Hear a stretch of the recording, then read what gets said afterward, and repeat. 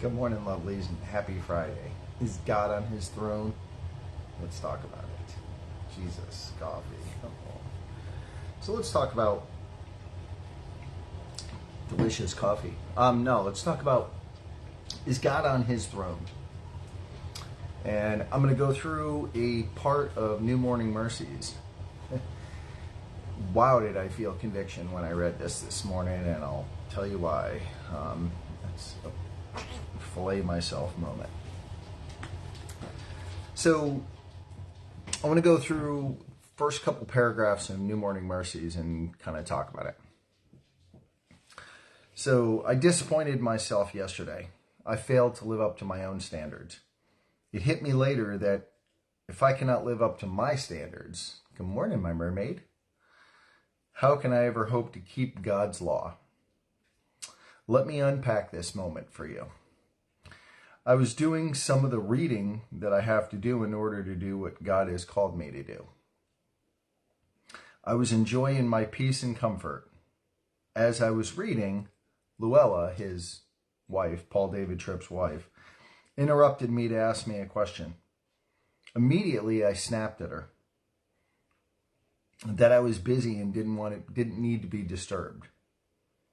She walked away quietly, only to come back a few moments later and ask, "Can you explain to me why you responded to me as you did?" The minute she said this, I was crushed, filled with grief. I had done it again. I had been the husband that I don't want to be. I had treated the person that I say I love with irritation and impatience. So I'm going to pump the brakes right there and share why this hit me so hard.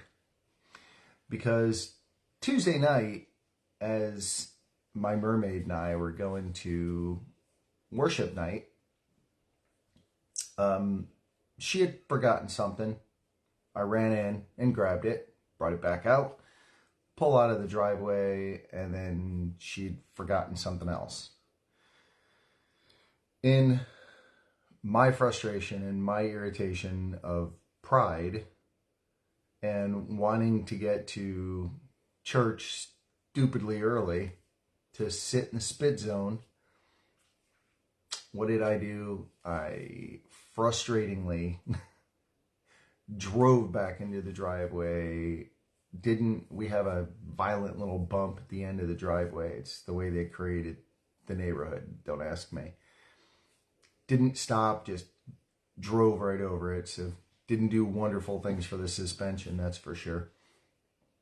And then drove in. Well, she felt as though thought she was a burden, and went in, and so we had a little bit of a disagreement moment,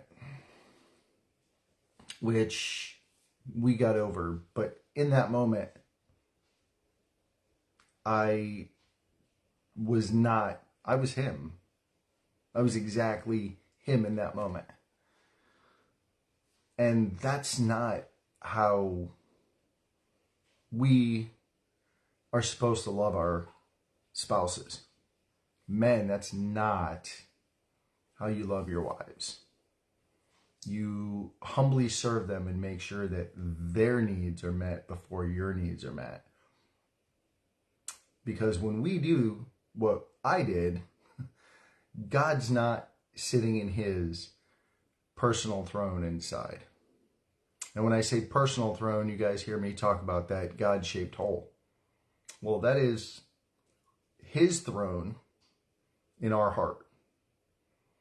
And if something else like us is sitting in that personal throne or in that God-shaped hole, then God's not there. Something else was there. And because of that something else, I acted wrong. I was completely in the wrong. And acted like going and running back inside was a burden.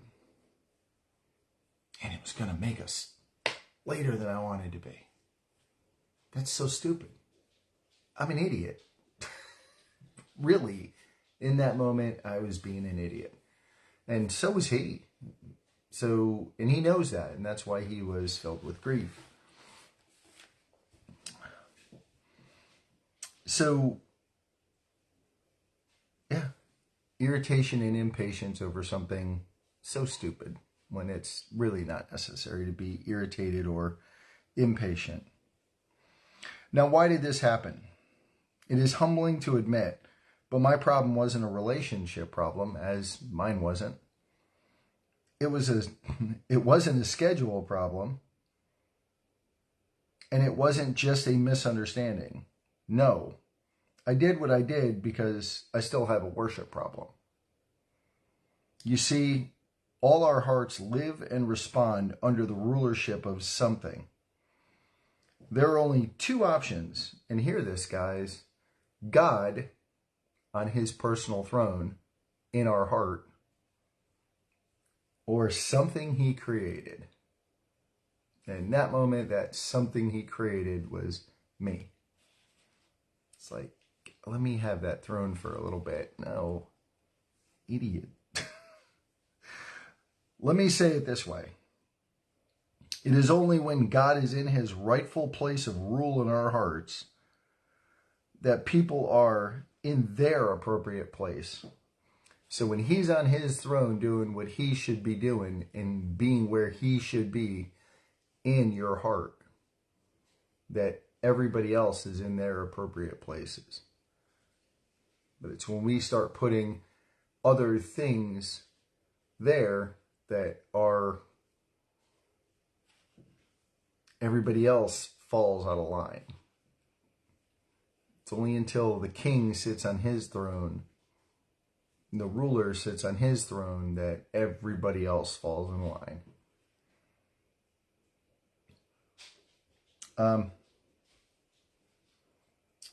You and I can keep the second greatest commandment, which is you shall love your neighbor as yourself, as in Mark 12, verse 31.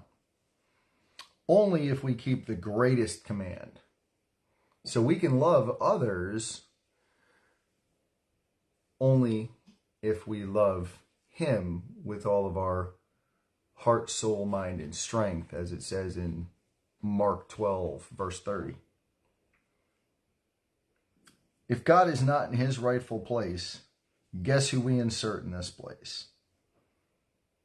In that regretful moment with Luella, I gave way to the most seductive, addictive, and deceptive of all idols, the idol of self. So, and then he goes on to say that because we worship things other than God, we fail to keep God's law. So Jesus came to defeat the sin that causes us to worship everything but God. The purpose of the cross of Christ was not only to forgive us for our idolatry of selves, but to reclaim us for the one thing that every human being was created to do: worship God. The grace to worship what we are meant to worship is the grace that we all need. And that was the grace that I needed on Tuesday night. Did we make it to worship night? Yes. Was it an amazing night? Absolutely. So, and that's one thing that I love about Leah, is such an amazing, forgiving heart. And that's kind of something we both have with each other, is we both are forgiving of each other when we make mistakes, and we are quick to ask for forgiveness and seek forgiveness. One thing that when we hit those moments, fellas, is be quick to go to prayer. That's something I need to work on, is quick to go to prayer in those moments. Instead of the explosive moment, stop, go to prayer, and put God where he belongs, on that throne, and tell him, God, I'm sorry. Let me get off your throne. Let me put you back where you belong. And that is on the throne of my heart, which is that God-shaped hole. God-shaped hole is him on his throne. Put him there. Keep him there. Don't let him come off of that throne. Protect that throne with all that you are. Because he gave all that he is for you to be on your throne. So I love you guys. I know he loves you. I love my mermaid.